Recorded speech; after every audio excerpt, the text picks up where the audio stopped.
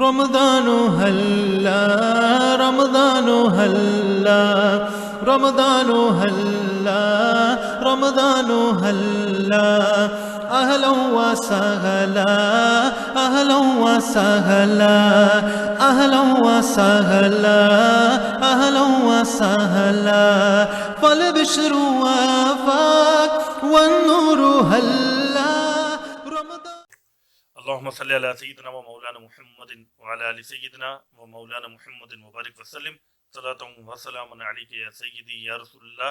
JRO studio اور ہماری transmission رمضان رضا کے ساتھ آپ کا میزبان فقیر محمد قادری ایک بار پھر حاضر خدمت ہے. اگر ناظرین کرام اب تک آپ نے ہمارے چینل کو سبسکرائب نہیں کیا ہے، لائک نہیں کیا، فالو نہیں کیا اور ہمارے بیل آئیکن کو نہیں دبایا ہے تو برائے مہربانی یہ سارے کام کر لیجئے کہ ہمارے ہر آنے والا نیا پروگرام آپ تک پہنچتا رہے اور آپ کی دینی معلومات میں، مذہبی معلومات میں اضافہ ہوتا رہے اور آپ علم دین کے ہمارے سفر میں ہمارے ہم سفر بن جائیں. آج کا موضوع ناظرین کرام بہت اہم ہے اور وہ موضوع ہے طہارت، پاکیزگی.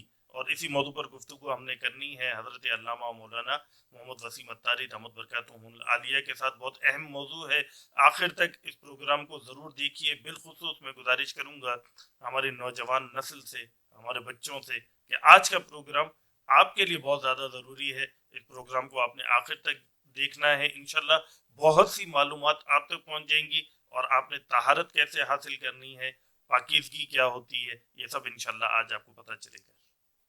آج کا موضوع ناظرین کرام طہارت ہے اور ہمارے ساتھ تشریف فرمائے ہیں علامہ محمد وسیم اتاری صاحب. ان سے پوچھیں گے کہ طہارت سے متعلق حضرت قرآن اور حدیث میں کیا احکامات ہمیں دیے گئے. الحمدللہ رب العالمین والصلاة والسلام علی سید المرسلین اما بعد فاعوذ باللہ من الشیطان الرجیم بسم اللہ الرحمن الرحیم. الحمدللہ آج کا موضوع بہت اہم ہے اور بالخصوص ہماری جو نوجوان نسل ہے اس کے لیے بہت جو ہے یہ قیمتی موضوع ہے، بہت اہمیت کا حامل ہے، کیونکہ ہماری ینگ جو جنریشن ہے اس کو تقریباً دیکھا جائے تو طہارت کے مسائل سے بالکل ناواقف ہیں. ان کو کئیوں سے بظاہر جو ہے ملاقاتیں بھی ہوتی ہے، پوچھنا بھی ہوا ہے تو یہ بھی نہیں پتہ کہ غسل کے فرض کتنے ہیں. حالانکہ غسل کے فرض 3 غسل کے فرض مشہور ہیں، لیکن اکثر یا بعض اکثر میں کہ جملہ کہیں جھوٹ نہ ہو جائے، لیکن دیکھا جائے تو تقریباً بعض جو ہے نا ان کو یہ غسل کے فرائض ہی نہیں پتہ ہے. غسل کے فرائض کتنے ہیں؟ قرآن پاک میں الحمدللہ اللہ پاک ارشاد فرماتا ہے وَإِن كُنتُمْ جُنُبًا فَطَّهَّرُوا وَإِن كُنتُمْ جُنُبًا فَطَّهَّرُوا، اور اگر تم جنب ہو تو خوب پاک ہو جاؤ یعنی غسل کرو. اور آگے ایک جگہ اور ارشاد اللہ تبارک و تعالیٰ فرماتا ہے قرآن پاک میں یا ایھا الذین آمنوا اذا قمتم الی الصلاۃ فاغسلوا وجوہکم وایدیکم والی المرافق وامسحوا برؤوسکم وارجلکم الی الکعبین. یعنی اے ایمان والو، جب تم نماز پڑھنے کا ارادہ کرو اور وضو نہ ہو تو اپنے منہ اور کونیوں تک ہاتھوں کو دھو اور سروں کا مسح کرو اور ٹخنوں تک پاؤں کو دھو. اب مناسب معلوم ہوتا ہے کہ فضائل وضو میں اور طہارت میں چند حدیث مبارکہ بھی جو ہے وہ ذکر کر دی جائیں. تو حضرت ابو ہریرہ رضی اللہ تعالیٰ عنہ سے روایت ہے کہ حضور نبی کریم صلی اللہ علیہ وآلہ وسلم نے ارشاد فرمایا قیامت کے دن میری امت اس حالت میں بلائی جائے گی کہ منہ اور ہاتھ پاؤں آثار وضو سے چمکتے ہوں گے، تو جس سے ہو سکے چمک زیادہ کرے. اور حضرت ابو ہریرہ رضی اللہ تعالیٰ عنہ سے ہی مروی ہے کہ حضور سید عالم صلی اللہ علیہ وآلہ وسلم نے ارشاد فرمایا کیا میں تمہیں ایسی چیز نہ بتاؤں جس کے سبب اللہ تعالیٰ خطائیں محو فرما دے گا، یعنی تمہاری خطائیں مٹا دے گا اور درجات بلند کرے گا.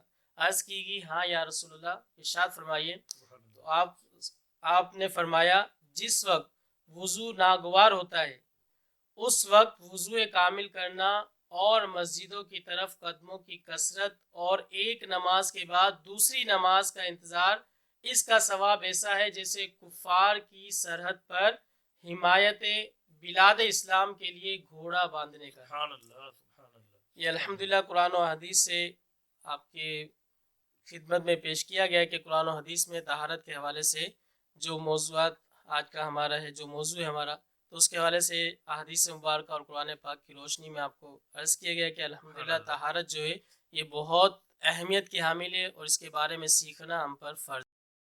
سبحان اللہ سبحان اللہ۔ ناظرین کرام، طہارت پاکیزگی کے متعلق قرآن و حدیث کی روشنی میں حضرت نے ہمارے رہنمائی فرمائی۔ قرآن مجید فرقان حمید میں جو احکامات ہیں اور نبی پاک علیہ الصلوۃ والسلام نے جو فضائل بیان فرمائے، حضرت وہ بتا رہے تھے۔ اگلا سوال حضرت کی طرف یہ ہے کہ طہارت صرف ایک ہی ہے یا طہارت کی مختلف اقسام بھی ہیں؟ کیا فرماتے ہیں؟ طہارت کی قسموں کے حوالے سے سوال کیا گیا ہے۔ طہارت کی دو قسمیں ہیں، حدث اکبر اور حدث اصغر۔ حدث اکبر یعنی غسل کرنا، اور حدث اصغر جو ہے وہ ہے وضو کرنا۔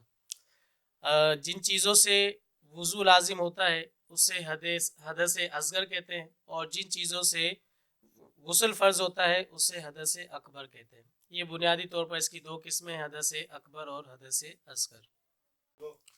حضرت بہت اچھے انداز میں آپ نے طہارت سے متعلق رہنمائی فرمائی۔ دو تین سوالات ایک ساتھ ہیں، شارٹ ان کے جوابات، کیونکہ وقت ہمارے پاس کم ہے۔ حضرت یہ سب سے پہلا سوال یہ ہے کہ طہارت کے معنی کیا ہیں؟ دوسرا یہ کہ نجاست کی اقسام ہوتی ہیں یا نجاست ایک ہی ہوتی ہے؟ اور تیسرا یہ کہ طہارت فرض بھی ہوتی ہے یا نہیں؟ دیکھیں، طہارت کے حوالے سے جو آپ نے سوال کیا ہے، طہارت کی ویسے تو دو قسمیں ہیں۔ اس کی نجاست کے بارے میں جو آپ نے سوال کیا ہے، نجاست کی دو قسمیں ہیں، نجاست خفیفہ اور غلیظہ۔ غلیظہ جو ہے اس کا حکم تھوڑا سخت ہے، اور خفیفہ اسے اسی لیے کہتے ہیں تو اس کا حکم تھوڑا خفیف ہے، کیونکہ نجاست غلیظہ جو ہے وہ اگر 1 درہم کے برابر ہو تو پاک کرنا واجب ہے، زیادہ ہو تو فرض ہے، اور اس سے کم ہو تو سنت ہے۔ اگر نجاست غلیظہ جو ہے اتنی مقدار میں لگی جو بیان کی گئی، تو پھر یہ اگر درہم سے زیادہ ہے تو پھر تو فرض کرنا ضروری اور پاک کرنا ضروری ہے، بغیر پاک کی نماز نہیں ہوگی۔ اور نجاست خفیفہ جو ہے یہ چوتھائی، اگر آپ کے جسم کے، جیسے مثال کے طور پہ آستین ہے، آستین کے اگر چوتھائی حصے پہ لگ گئی تو اب جو ہے اس کو پاک کرنا ضروری ہے۔ چوتھائی سے کم ہے تو اب اس کا پاک کرنا ضروری نہیں، سنت ہے۔ اگر نماز پڑھ لی تو بغیر پاک کی نماز اگر پڑھ لی تو ہو جائے گی، لیکن اعادہ کر لینا اس کا بہتر ہے۔ باقی اس کے علاوہ آپ نے فرمایا کہ نجاست کی اقسام، نجاست کی جو ہے وہ دو قسمیں، غلیظہ اور خفیفہ بتائی۔ اور اس کے علاوہ طہارت کے معنی ہے پاکیزگی، یعنی کسی بھی اگر آپ ناپاکی میں مبتلا ہے تو اس سے نجات پانا، یعنی پاک ہو جانا۔ طہارت کا مطلب ہوتا ہے پاکیزگی۔ ٹھیک ہے، اور طہارت فرض بھی ہوتی ہے؟ طہارت جی طہارت بالکل فرض بھی ہوتی ہے۔ اگر بندہ ناپاک ہو جائے تو ظاہر نماز کے لیے طہارت ضروری ہے۔ اسی طرح روزہ رکھنا ہے تو روزے کے لیے جو ہے مثال کے طور پہ طہارت تو فرض نہیں ہے، لیکن نماز پڑھے گا تو نماز کے لیے جو ہے وہ ضروری ہے کہ طہارت جو ہے اسے نجات حاصل کرے، کیونکہ نجات جب ہی ہوگی جب بندہ طہارت کرے گا، غسل کر لے گا۔ اگر غسل فرض ہے تو غسل کر لیا جائے، وضو اگر لازم ہے تو وضو کر لیا جائے، تاکہ طہارت کے جو مسائل ہیں کہ عبادات کے لیے بندہ جو ہے وہ طہارت حاصل کر لے، اور طہارت کرنا یہ عبادات کے لیے فرض ہے۔